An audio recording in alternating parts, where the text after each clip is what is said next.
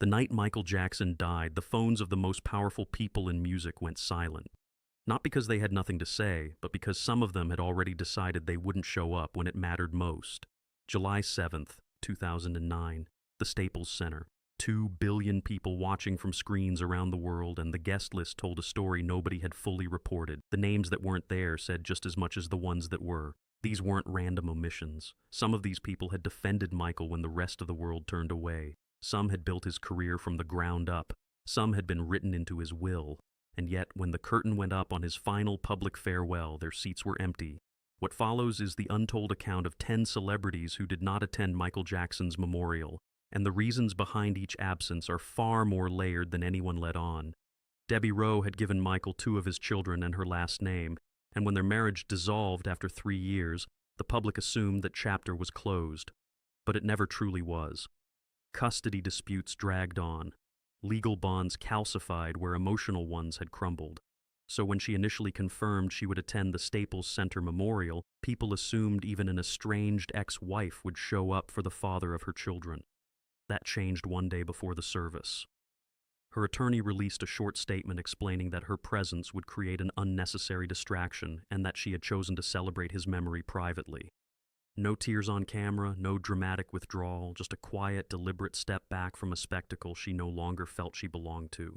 People close to the situation said the relationship had long since reduced itself to paperwork and distance, and Rowe's absence reflected that honestly. She wasn't mourning a husband.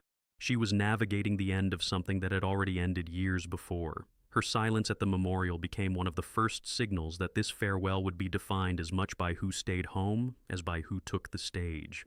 Diana Ross occupied a position in Michael Jackson's life that went beyond friendship or mentorship. He had listed her in his will as the backup guardian of his children, second only to his mother, Catherine. That kind of trust doesn't come from admiration alone. It comes from years of genuine closeness, the kind that forms when someone sees you clearly and stays anyway, which is exactly why her absence from the Staples Center hit differently than the others. Ross released a statement that used one word nobody expected: whoopla.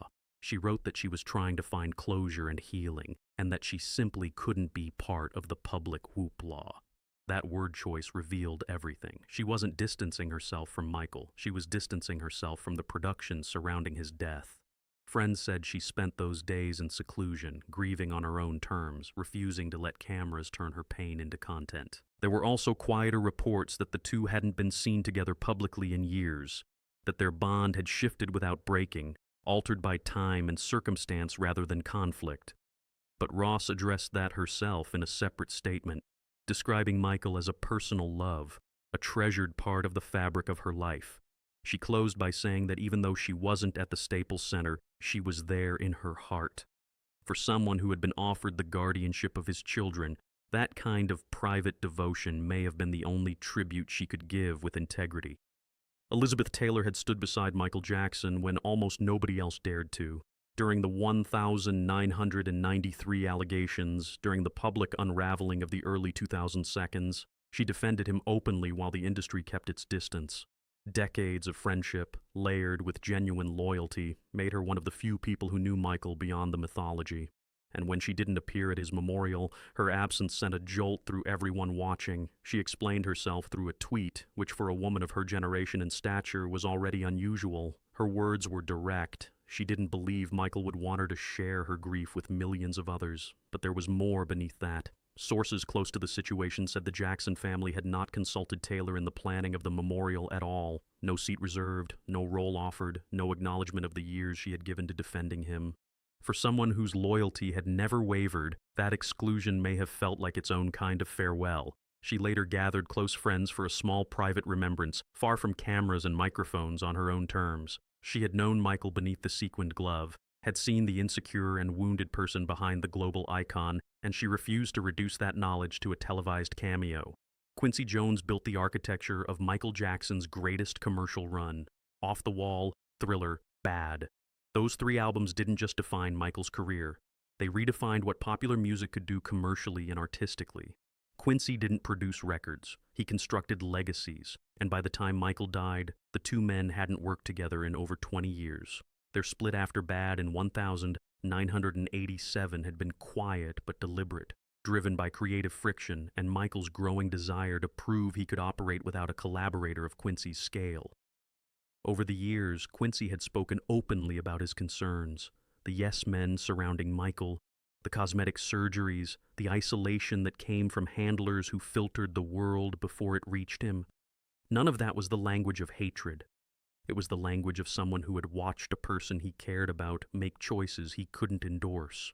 When Michael died, Quincy grieved, but he said 5 words that ended the conversation about his attendance. "I don't do funerals." Some read that as coldness, but Quincy had already delivered his tribute across decades of recorded music. He didn't need a stage to prove what he and Michael had built together. The proof was already in every household on Earth. Corey Feldman hadn't just been a fan of Michael Jackson. He had been invited into his world at the height of both their fame, bonded over the particular loneliness of child stardom, and carried Michael's reputation publicly when others were actively dismantling it. During the trial years, Feldman went on record defending him, not quietly, but loudly, at a time when that kind of loyalty carried real professional risk. So when the memorial was organized and the guest list was finalized, Feldman waited, and nothing came. No invitation, no call, no acknowledgement. He said afterward that he felt deeply disrespected, not because he expected celebrity treatment, but because he believed loyalty had earned him a place in that room. He had hoped to speak, possibly to perform, to contribute something that reflected a real friendship rather than a curated industry tribute. Instead, he watched from outside while people with thinner connections to Michael took the stage. On the day of the memorial, Feldman dressed in Michael's signature style and walked silently down Hollywood Boulevard. No cameras were called, no press release was issued. It was protest and homage delivered in the same gesture, a man honoring his friend the only way left open to him. Madonna and Michael Jackson had orbited the same cultural galaxy for decades without ever fully colliding. Their most public moment came in 1991 at the Academy Awards, where they arrived together and set off a wave of speculation that neither confirmed nor denied. A reported musical collaboration during that same period reportedly fell apart under the weight of clashing creative instincts, with Madonna's need for control running up against Michael's caution. By 2009, they weren't close, but she felt his death deeply enough to deliver one of the most emotionally raw tributes of that entire year at the MTV Video Music Awards, months after the funeral. She spoke about childhood loneliness, misunderstood genius, and the price both of them had paid for the kind of fame that swallows a person whole. She gave no public reason for skipping the Staples Center service, and that silence was its own kind of statement. Her VMA appearance became her eulogy, unbound by guest lists or time slots, delivered on her own schedule, and in her own language. Britney Spears in 2009 was in the middle of rebuilding everything. Her conservatorship battle had been public and brutal, and the return to the spotlight was being managed with careful deliberateness. Michael's death hit during that fragile stretch, and attending a globally televised memorial estimated to rival presidential inaugurations in scale would have shifted attention in directions nobody around her wanted to manage. Friends said she mourned him privately, that the grief was real and quiet, kept away from cameras by choice rather than indifference. She understood better than most what it meant to grieve in public, to have personal pain reframed by a media cycle that needed a story. Her absence wasn't a statement about Michael. It was a statement about self-preservation, which, given everything she had been through, was not a small thing. Macaulay Culkin had testified for Michael during the trial. Under oath, in front of the world, he denied any mistreatment and called their relationship innocent. That kind of loyalty cost something, especially for a young man already navigating the wreckage of child stardom. By 2009, Culkin was living quietly, deliberately removed from the tabloid ecosystem that had consumed his earlier years. He attended neither the public memorial nor the private funeral, and he offered no public explanation. People close to him said the loss was devastating, but that he had never believed grief required an audience. Years later, speaking rarely and carefully about Michael, he described him as funny and sweet and nothing like the person the press had invented. He never sold a story, never sought a platform, and never wavered in his account of who Michael actually was. His silence at the memorial was consistent with every other choice he had made since stepping away from public life. Whitney Houston had been Michael Jackson's peer in the truest sense, one of the few artists whose commercial and cultural footprint matched his own in the 1,980 seconds and 1,990 seconds. When the Staples Center filled on July 7, 2009, her name was missing from the speakers and guests. Sources close to her said the decision came from a refusal to let genuine grief turn into performance, that she had no interest in showing up for cameras when her feelings about Michael's death were entirely private.